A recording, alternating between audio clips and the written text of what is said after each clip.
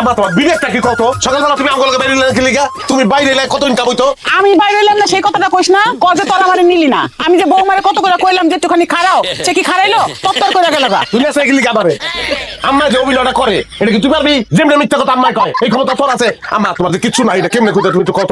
আমার শরীরটা খুব খারাপ, আমার অপারেশন লাগবো 3টা, টাকা নাই পয়সা নাই, আমার পোলাই আমারে দেয় না, পোলা বউরে নিয়ে আলাদা খায়, আমার একটু সাহায্য করেন। দেখছো প্রতিভা দেখছোস তুই। আমি জানি যে পুরা মিথ্যা কথা, তারপর আমার চোখে পানি আয় করছে। মা আজকে গেলে ব্যাগ বইরা টাকা আনতে পারতাম আমরা। কিন্তু আম্মা আপনি এটা কি কইলেন? আপনার পোলা বউ আপনারা দেখেন না, পোলারে আলাদা রাখছে, এসব কথা মানুষের কইেন না, মানুষ তো আমারে খারাপ ভাববো। আমরা হইলাম বেশি করি, আমরা যদি বড় লোক কাছ থেকে 2-4টা মিথ্যা কথা কইয়া সাহায্য নিতে পারি, তাহলে সেই কথা নিয়ে এত চিন্তা ভাবনা তো কিছু নাই। আমাকে কি বড় লোকের টাকার উপর আমাকে কোনো হক নাই? হক আছে মানে? বড় লোকের সব টাকা তো আমগো টাকা। সবই বুঝছি, তাও মানুষের কাছে আপনি একটু কথাটা ঘুরায় কইন আম্মা। আপনি কইন কি আমরা অনেক গরিব, আমার পোলায় আমারে দেখে না, পোলার বউরা ভালো, কিন্তু পোলার বউয়ের কথা পোলায় কোনো কিছু শুনে না। শুনবো কেমনে? নেশাবানি করে। কোনো না কোনো ভাবে দোষ আমার কান্দে চাপায়। ওই মিথ্যা বলবি এই কথা কেমনে করি তুই?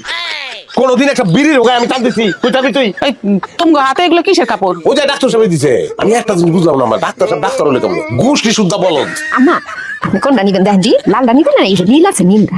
নীলটাও সুন্দর, এটাও সুন্দর। মা তুমি ফর্সা তুমি লিল না নাও।